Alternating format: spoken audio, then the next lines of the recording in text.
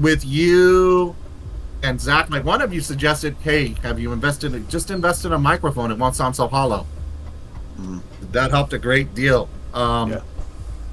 One of the things I use in Descript, which helps me, getting back to what we use on the production side of it, sometimes even with the mic that I purchased, I'd still get like a pop or a hollow sound. Or I mess around with reverb or whatever and try and tweak it. Still wasn't happy with the sound. There's a button in Descript, and you can do it clip by clip. It just says studio sound. You click it, it analyzes it. It removes all the background sound, the fan from the laptop, any music that might be playing. It's a very valuable tool. It helps me a great deal. I've used Blender to help me with sound. I believe it was Blender. I think it's Blender. Something Roger referred to me to start using. And then I noticed also, from an audio perspective, with Premiere Pro, I believe it was, you can click on the click and you can actually unlink the audio. I had no idea I could do that. So that was a big discovery for me. Yeah. I could unlink the audio so that anything I did with the audio was independent from the video. That was huge for me. Yeah, yeah. And then I could do audio gain up or lower if I put it into smaller segments. So I used to treat it just the video as one big piece of footage, and then I'd go in and dice it, and try to make sense of it that way.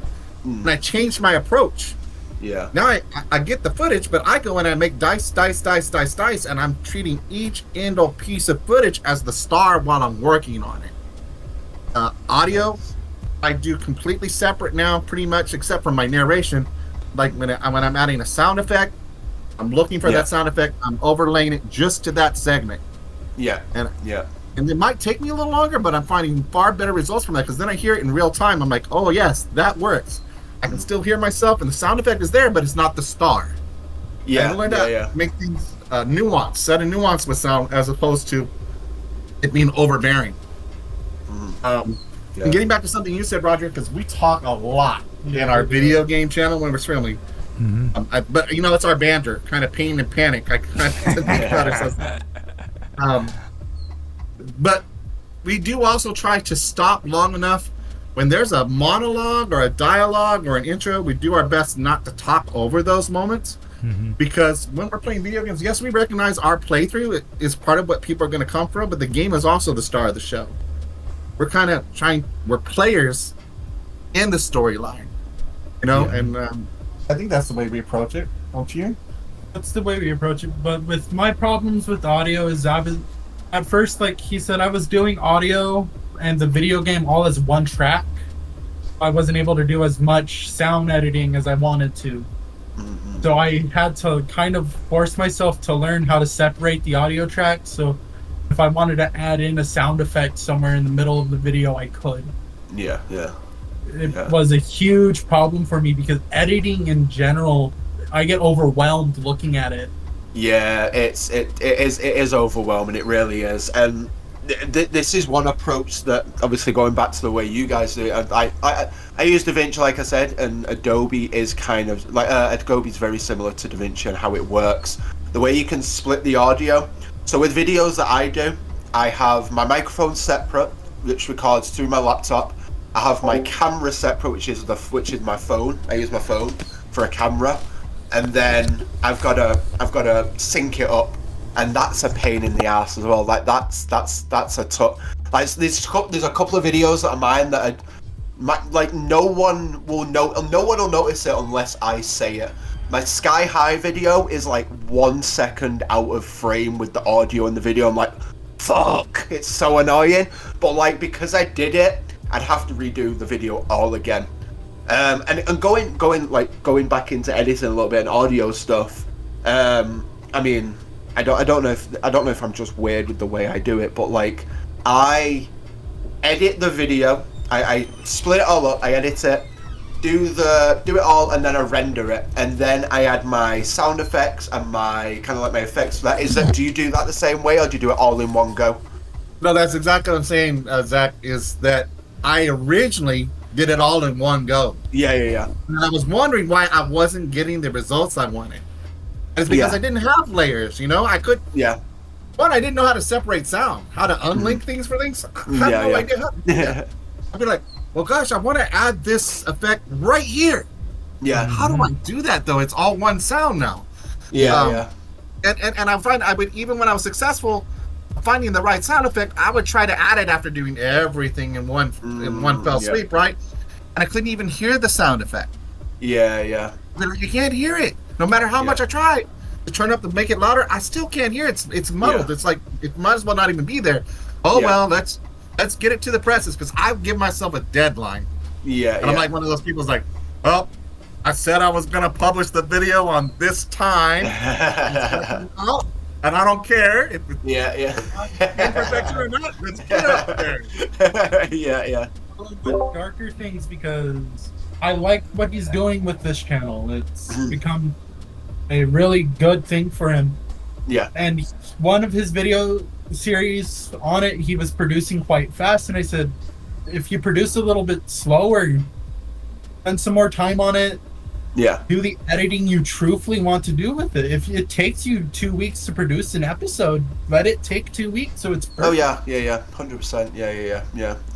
Yeah, absolutely. Now, Fallen has some more comments, so let me read this for you. It says, let me make sure I'm starting out. Okay, he says, way for sure. Love Darker Things channel. I feel like I could certainly replace all the TV murder mystery shows with it for sure. What other cases do you plan on covering in season 2, if you can answer? You sound and look great, Doug, in case audio was a concern.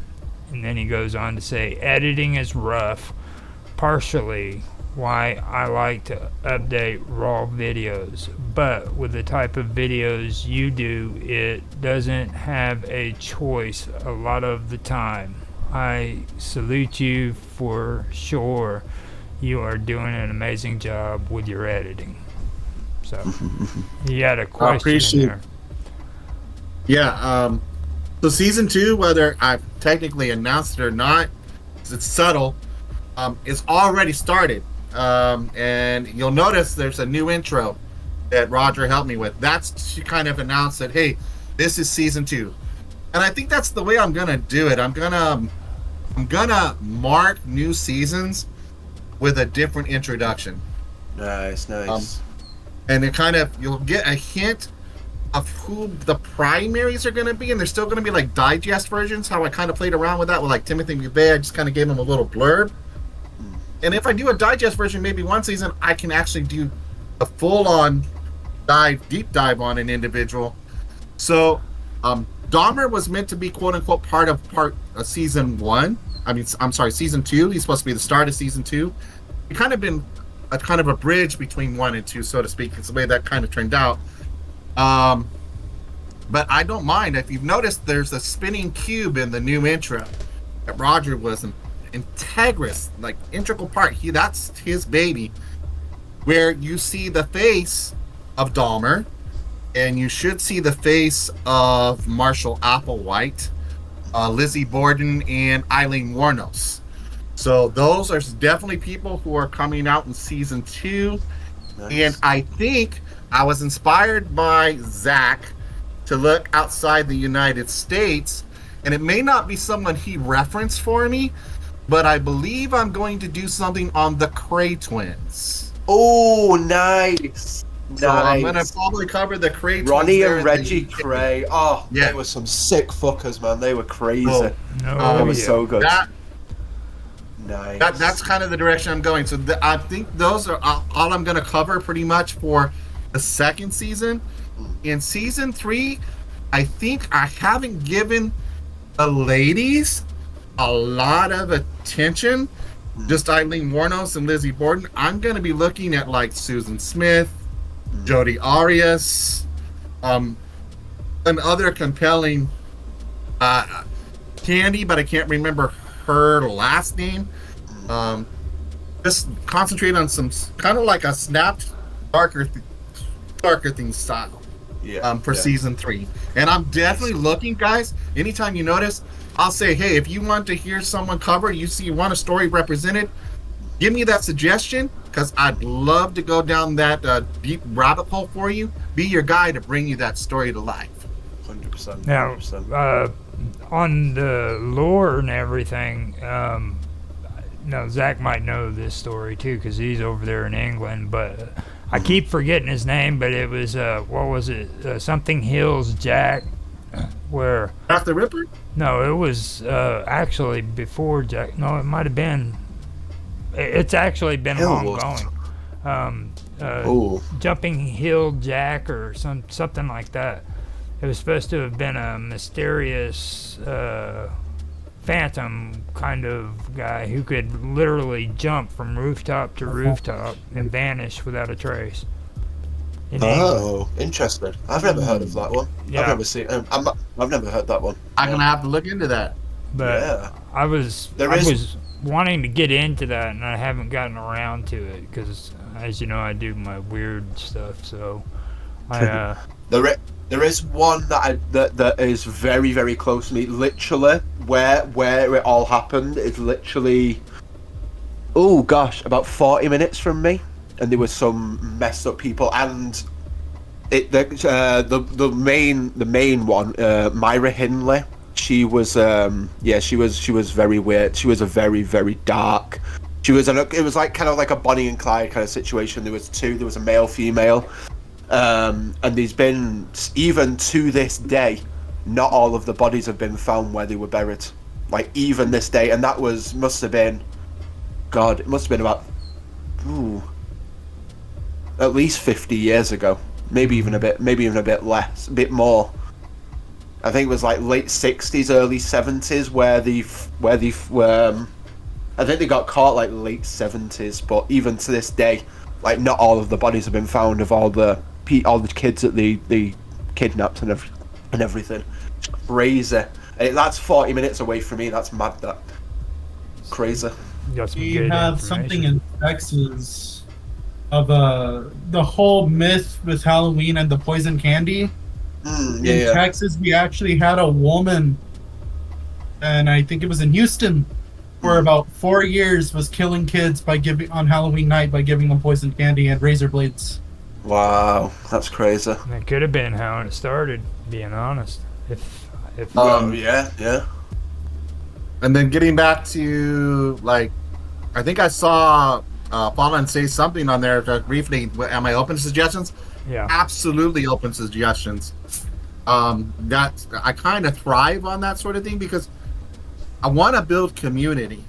I don't want it just to be about only what I'm interested in, because I'm going to get exposed to another story I might not even know about based on something you suggest. So absolutely open to that. And one of the things we're talking about doing, but we're not in a position to do just yet, and it's probably going to be during season 4, is we're actually going to go to some of these places. Oh, sick.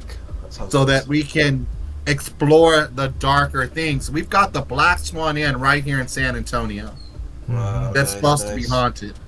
Wow. Robert E. Lee. We got something down at Robert E. Lee. There's the lore here, urban legend, that I did a little digest version of on the Donkey Lady, where we're talking about I actually remember going that. out to the bridge where this Donkey Lady's supposed to be with a horn to summon her, to see if we can actually summon it and experience it firsthand. And Oh my gosh. we plan on doing that, but like a live stream. That'd be cool. Ooh, fancy. Yeah. So That'd be that's real another cool. thing we're playing around with. So, We love that. Zach mentioned Jack the Ripper. Okay. Are you planning to do something concerning Jack the Ripper? I don't think I would be able to call myself someone who does deep dives on disturbed personalities if I didn't cover Jack the Ripper. Yeah. Yeah. Yeah. One of the things I- I'm going to say in my coverage of that, because I've already been kind of working on that, been working on an Amityville thing as well. But when it comes to Nice. Jack the Ripper, we always presume, because the name given to the criminal was Jack, but it could have been a female. Jack, I think